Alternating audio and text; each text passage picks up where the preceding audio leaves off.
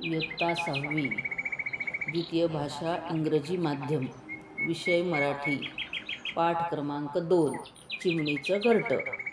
लेखिका अद्वैता उमराणीकर, निवृत्त शिक्षिका, समाज प्रबोधनात्मक कार्यकर्त्या, व्याख्याता आणि लेखिका.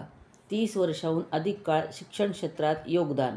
ऋतूत श्रावणी थांबले हा ललित संग्रह, मृत्युंजयी कर्पूरग्राम कोपरगावच्या कथा हा कथासंग्रह, स्वप्नभूमी लेह लडाख हे प्रवास वर्णन प्रसिद्ध. भारतीय ज्ञान परंपरा या पुस्तकास महाराष्ट्र ग्रंथोत्तेजक पुरस्कार, बडबड गाणी या काव्यसंग्रहास साहित्य परिषदेचा मंदा खांडगे पुरस्कृत ग. पाटील पुरस्कार देऊन गौरवण्यात आले आहे. हा पाठ किशोर ऑगस्ट 2022 या मासिकातून घेण्यात आलेला आहे. प्रस्तुत पाठातून लेखिकेने शहरातील हरवत चाललेल्या चिमण्यांबद्दलची खंत व्यक्त केली आहे. पाठातील मुलीला पक्ष्यांविषयी असलेली आवड, कुतूहल व जिज्ञासा व्यक्त केली आहे. आता आपण पाठाचे वाचन संवाद रूपाने करूया. आई आणि ईशा ह्या दोघींमधला हा संवाद रूपाने पाठ आपल्याला दिलेला आहे. त्याचा वाचन आता आपण करूया. ईशा: आई, उद्या माझ्या वाढदिवसाला खूप खूप मित्रमैत्रिणी येणार आहेत बरं का? आई: सगळ्या शाळेला निमंत्रण दिलेस की काय? असू दे, म्हणजे उद्या नुसता चिमण्यांसारखा चिवचिवाट असणार घरात. ईशा: आई, चिवचिवाट म्हणजे काय ग?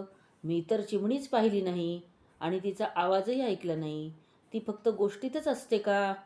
आई: चिमणी आहे तर, फक्त ती शहरापासून लांब गेली आहे इतकंच. ती खेड्यापाड्यात, जंगलात, शेतात राहते. आपण आता आजीकडे गावी गेलो ना की दिसतील तुला चिमण्या. ईशा: चालेल, आपण आजीकडून येताना पिंजऱ्यात चिमण्या घेऊन येऊ आणि पाळूया. आणि हो, एक कावळा पण आणू. मला बघायचं आहे तो चिवताईचं दार कसं वाजवतो ते. आई: चिमणीला पिंजऱ्यात नाही ठेवायचं. तिच्यासाठी हे बघ, मी छान घरटं आणले. त्यात काड्या आणि कापूस ठेवलाय. तिला खायला राळे आणि पाणी प्यायला मातीची छोटी भांडी पण आणली आहेत. ईशा: अरे वा, म्हणजे चिमणीला घरटं द्यायचं, मस्तच. आई: बरं झालं हे घरटं घेतलंच ते, नाहीतर तिचं मेणाचं घरटं उन्हात वितळून जाणार आणि पावसात कावळ्याचं शेणाचं घरटं वाहून जाणार.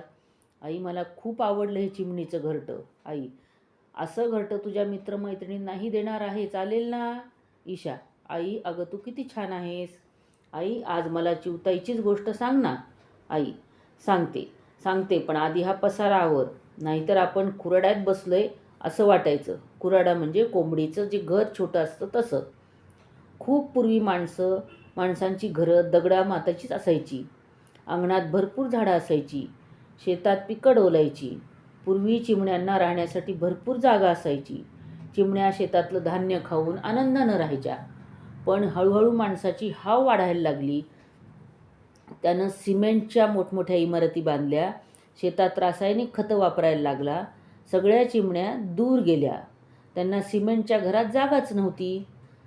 पण आजोबांनी जुन्या घराला होतं तसंच जपलं आणि शेतामध्ये नैसर्गिक खतच वापरली. त्यामुळे शेतात धान्य जोमानं आलं आणि चिमण्यांना तसंच इतर पक्ष्यांना अन्न मिळालं आणि राहायला जागाही. ईशा: हो आई, आपणही आपल्या बाल्कनीत छान छान झाडं लावू, म्हणजे चिमण्या नक्कीच येतील आपल्या घरी राहायला. ईशा गुणगुणू लागली. चिमणी हवी खेळायला, चिवचिव आवाज करायला, इकडून तिकडून पळायला, पिलांना घास भरवायला. चिमणी हवी खेळायला, चिवचिव आवाज करायला, इकडून तिकडून पळायला, पिलांना घास भरवायला.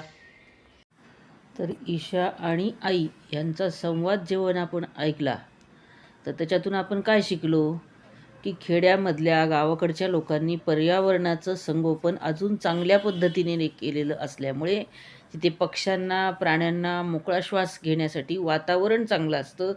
पक्षीसुद्धा आनंदाने बागडतात, खेळतात आणि स्वच्छंदी फिरतात. हेच आपण याच्यातून शिकलो. म्हणून आपणसुद्धा पर्यावरणाचं संगोपन केलं पाहिजे, जतन केलं पाहिजे. म्हणजे आपल्याकडे येणाऱ्या पक्ष्यांची संख्यासुद्धा वाढेल. चिमण्या आपल्याला दिसायला लागतील. म्हणून चिमण्यांचं सुद्धा आपल्याला जतन त्या ठिकाणी केलं पाहिजे. त्यांना दाणे टाकले पाहिजेत, खायला दिलं पाहिजे आणि पक्ष्यांची संख्या वाढवली पाहिजे. शब्दार्थ: राळे पक्ष्यांचे खाण्याचे एक तृणधान्य. खुराडा कोंबड्यांचे घर. डोलणे म्हणजे नाचणे, जोमानं म्हणजे जोरात आणि गुणगुणणे म्हणजे गाणे म्हणणे. आम्हाला हे समजले. प्रश्न पहिला. आकृती पूर्ण करा. चिमणी शहरापासून दूर राहती ती ठिकाणे. खेड्यापाड्यात, जंगलात आणि शेतात. प्रश्न दुसरा. परिणाम लिहा. अ. माणसाने सिमेंटच्या इमारती बांधल्या. चिमण्या दूर गेल्या. आ. आजोबांनी शेतात नैसर्गिक खते वापरली. पक्ष्यांना राहायला जागा मिळाली आणि अन्न मिळाले.